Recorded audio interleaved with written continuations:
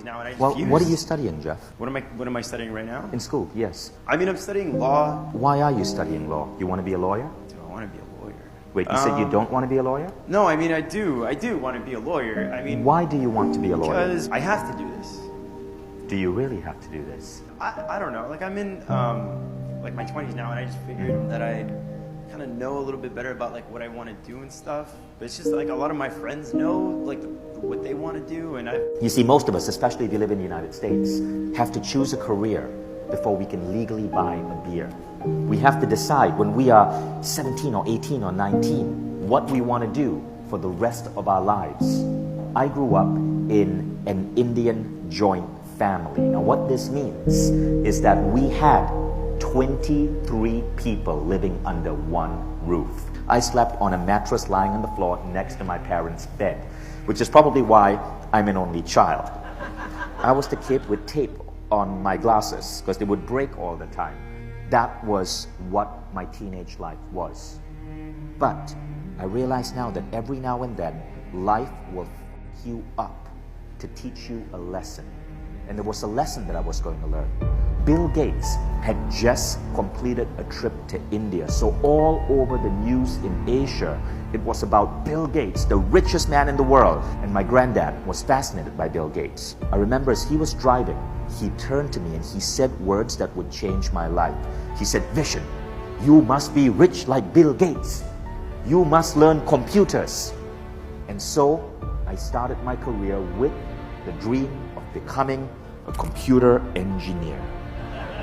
I worked hard, I studied hard, I strove to get good grades. I was in denial though, because to be honest, I hated my classes. I would do just enough work so that I wouldn't get kicked out. I studied performing art. I got A's for performing art, but I never went down those paths because I would have disappointed my family. In my family, performing arts, photography, those are not real careers. Losers do them. In an Indian family, you're either an engineer, a doctor, a lawyer, or a family failure. One day, in my junior year, Microsoft came to campus.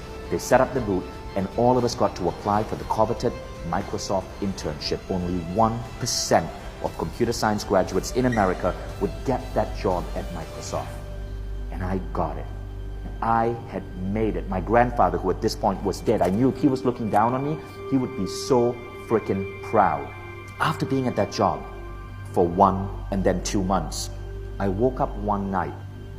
Something fell off. The pivotal moment was about to come. A few days later, Bill Gates invited the entire batch of young Microsoft interns to his house. And we were in his front lawn, in his house, facing Lake Washington. The fellow interns who were part of our batch were there around Bill. He was shaking people's hands. He was telling them stories of the founding of Microsoft. But I couldn't go up to Bill. I couldn't shake his hand because in my mind, I knew that I was lying to myself and that I was lying to Bill. I shouldn't be there. I hated my job. I didn't want to be there. I was waking up day after day after day, and every time the alarm clock would ring, I would go and hit the snooze button, and then hit the snooze button again. And every day I spent in that office, I felt like my soul was being crushed. Often, our biggest lessons, Jeff, come from pain. They come from suffering. They come from moments where you feel that the world is unfair and the universe spits on you. You see, I didn't become an engineer for me. I became an engineer because at some point when I was a kid, my grandfather, with all his love, wanting me to be safe, wanting me to be rich like Bill Gates, implanted a belief in my head that was what success looked like. I was probably the only person in that class who didn't shake Bill's hand. I decided I was going to quit. But then I decided, oh damn, if I quit, my parents are never going to forgive me. So I hatched a plan to get fired. I simply shut the doors to my office and I played Age of Empires all day until my manager discovered me and kicked me out. I was lucky. I was lucky that I discovered how horrendous life can be when you go down the wrong path. I was lucky I discovered that early. But so many of us manifest not what our soul wants us to experience, but what our culture wants us to experience. But the problem is, like a fish swimming through water who can't see that it is in a substance called water, we can't see that we are swimming in a tangled web of human ideologies. I found myself broke, having to rent a two-seater sofa from a college kid in Berkeley. Two-seater so that my legs kind of hung off at night when I slept. On that two-seater sofa was everything I owned. To the outside world, that seemed completely irrational and stupid. I didn't dare tell my parents. I was trying to pull myself out. You see, sometimes when we follow our heart, it's not going to be easy. And that second lesson is, what is more important than the outside voices is the voice within. And the voice within was telling me to press on. So, I started the company for $700. That's all it took. Started out in a Starbucks. And that's how the company and the life that I have today slowly started to form. And it took 10 years for everything to click. It didn't just work out perfectly. Remember, when you start doing the right thing, it's not like all of a sudden everything clicks and everything moves effortlessly. If that were true, you would not learn jack.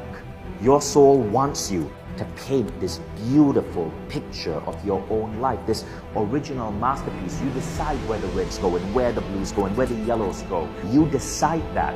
But most people don't. Most people rather decide that they want their life to come from a photocopy machine.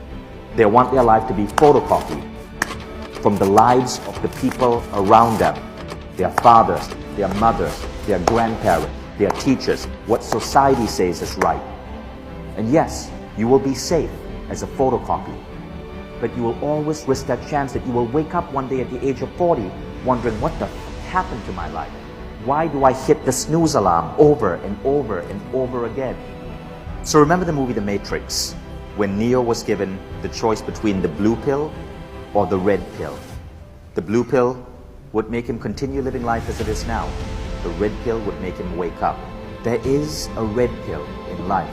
Now, you can take the blue pill, you can do life the way everyone else is doing. And I bet that over time, if you do it well, life will get better and better for you. Some of you might take the red pill. I did that. Now, when you take the red pill, when you choose not to follow the status quo but to try to do your own thing, very often, this is what's about to happen. Your life will not have that same level of quality because you're doing things a little bit different. But eventually, things will click and you will end up significantly better off than the people who might follow the pre-planned, photocopied life that everyone else follows. Now, this is your choice. You can choose to do the blue line or you can choose to do the red line. The only voice that you should really take seriously is that voice within. So, Jeff, come up here. Would you choose the blue pill? Jeff, the lawyer, and I'm sure there's good reason to be a lawyer. Or would you take a little bit more of a risk and choose the red pill?